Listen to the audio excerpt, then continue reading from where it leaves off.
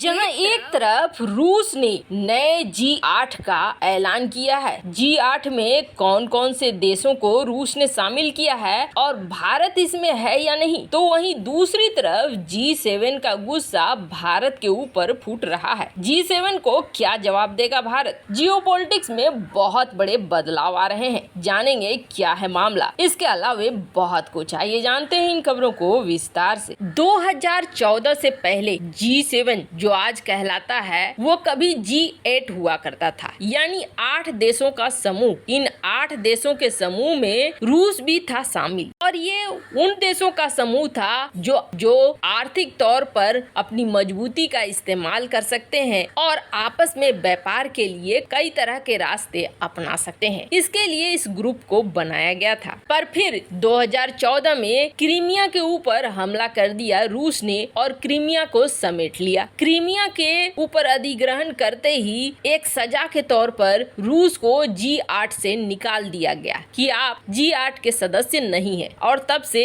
ये बन गया G7। अब इस साल के G7 की बैठक हो रही है जर्मनी में और जर्मनी में बैठक हो रही है। बैठक होने से पहले ही रूस को अपमानित करने का बहाना ढूंढा जा रहा है। ये देखने को मिला था एक G समूह की ही बैठक में, जहाँ पे लो लेवल पर उस वक्त विदेश मंत्री या कोई बहुत बड़े प्रमुख पद के लोग नहीं थे, लेकिन वहाँ पर जब रूसी प्रतिनिधि पहुँचे तो बाकी देशों के प्रमुख, खास तौर पर जो वेस्टर्न कंट्रीज थी, उनके प्रतिनिधि वहाँ से निकल गए। वो विरोध के रूप में निकल रहे थे कि आपने यूक्रेन में जो कुछ भी किया है उसके लिए हम आपको दोषी मानते हैं। तो G7 को लेकर यही उम्मीद जताई जा रही है कि यहाँ पर रूस के खिलाफ कुछ प्लानिंग बनेगी। वहीं G20 में यही G7 देश रूस का बहिष्कार करेंगे, रूस को अपमानित करेंगे। आपको बता दें G20 की मीटिंग में हो सकता है कि राष्ट्रपति पुतिन भी जाएं। ऐसे में उन्हें अपमानित करने का प्लान भी बन सकता है और इसकी सुगबुगाहट शुरू हो चुकी है। पर उससे पहले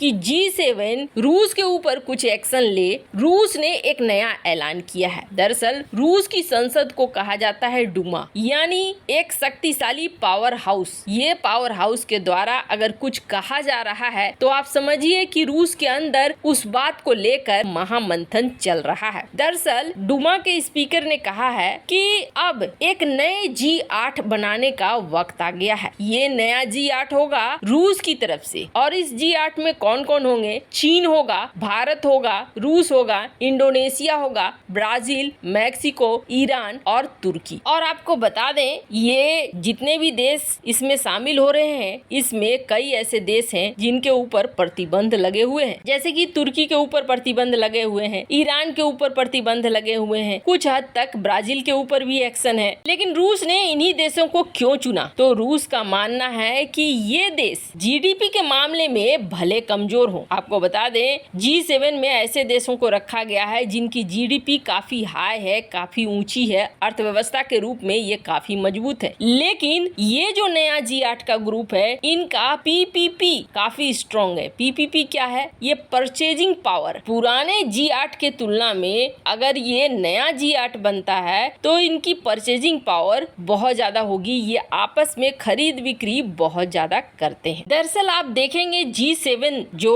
अभी वाला है, उस G7 का रूपरेखा, तो ये 7 देश ही हैं जो एक दूसरे को आगे बढ़ाते रहते हैं और अर्थव्यवस्था को और ऊंचा ले जाते रहते हैं। इसमें नए मेंबर की एंट्री जल्दी नहीं करते हैं। आप देखेंगे जर्मनी तो एंट्री करने ही नहीं देता है। एक बार डोनाल्ड ट्रंप ने ये बात भी कही थी कि G7 को चलो हम G9 बनाते हैं, रूस को भी ऐड कर लेते हैं और भारत को भी ऐड कर लेते हैं। तो सबसे पहले विरोध में खड़ा हुआ था जर्मनी और जर्मनी ने कहा किसी को भी ऐड करने की जरूरत नहीं है, G7 हमारे लिए काफी है, जरूरत से ज्यादा हमें नहीं करना है। G20 में है ही 20-20 देश, हमें G7 को और ज्यादा बड़ा नहीं करना है। खैर अभी रूस ने ये प्लानिंग ही की है और अभी तक ये सामने नहीं आया है। सामने जब आएगा, जब ये बनेगा, तब समझ में आएगा कि प्रॉफिट होता है या लॉस होता है, क्योंकि दो तो ऐसे हैं इसमें जो भारत के दुश्मन ही हैं। एक चाइना की बात करें जिसके साथ हमारे रिश्ते बहुत बुरे हैं। तुर्की की बात करें, ये तो बिन पेंदी का लोटा है और ज्यादातर समय भारत के खिलाफ ही बोलता रहता है। ऐसे में इस पर भी भरोसा नहीं कर सकते हैं। तो आने वाला वक्त बताएगा कि नया G8 अगर फॉर्म होता है तो वो भारत के लिए कितना सही रहेगा। लेकिन इस वक्त G7 जो एग्जिस्टिंग G7 है, उस G7 का गुस्सा भारत के ऊपर फूट रहा है। दरअसल हो ये रहा है कि G7 की जर्मनी में होगी मीटिंग और इसके लिए भारत को बुलाया गया है ऑब्जर्वर के तौर पर। आपको बता दें, पिछले कई सालों से भारत G7 में जाता है। भारत हालांकि G7 का मेंबर नहीं है, लेकिन फिर भी भारत G7 की मीटिंग का हिस्सा बनता है और लगभग 2014 के बाद से आप देखेंगे तो हर साल ही भारत जाता ही है। भारत ये मानता है कि वो स्वाभाविक तौर पर G7 का पार्टनर है। इस बार बवाल इस बात को लेकर भी मचा था कि जर्मनी ने भारत को इनवाइट करने में देर किया था। तब ये कहा गया था कि रूस यूक्रेन की जो लड़ाई है उसमें भारत ने जो अपना स्टैंड रखा है, उस स्टैंड से G7 के देश दुखी हैं। वो चाहते हैं कि भारत रूस की बुराई करे और रूस के खिलाफ आगे आए, लेकिन भारत ऐसा नहीं कर रहा है, जिसकी वजह से G7 की इस मीटिंग में जर्मनी नहीं बुलाने की सोच रहा है। लेकिन जैसे ही ये मामला सोशल मीडिया वगैरह में आने लगा, वैसे ही जर्मनी को पता चला। जर्मनी ने आधिकारिक तौर पर बयान घोषित किया, नहीं ऐसी कोई भी बात नहीं है और हम भारत को इस मीटिंग में बुला रहे हैं। G7 की मीटिंग में भारत पहुंचेगा भी।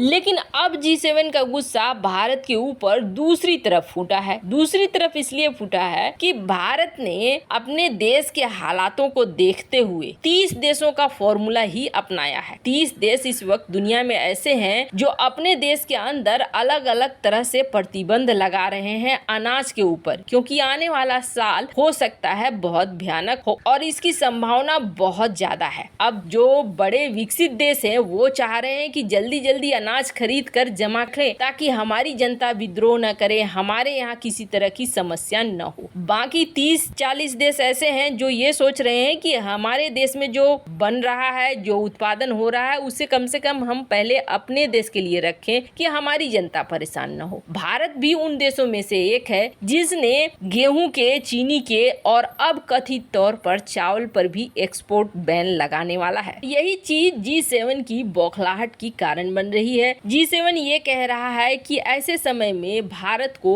एक्सपोर्ट पे बैन नहीं लगाना चाहिए और G7 देशों में भी जरूरत से ज्यादा कौन उछल रहा है, तो जरूरत से ज्यादा जर्मनी उछल रहा है कि भारत को वीट पे बैन हटा लेना चाहिए, यानी तुम चाहे भूखो मरो, हमारी कोठी अच्छे से भर दो। वैसे इस मामले में आपकी क्या राय है, कमेंट कर जरूर बताएं। जल्द मिलते हैं अगले वीडियो में नई खबर के साथ।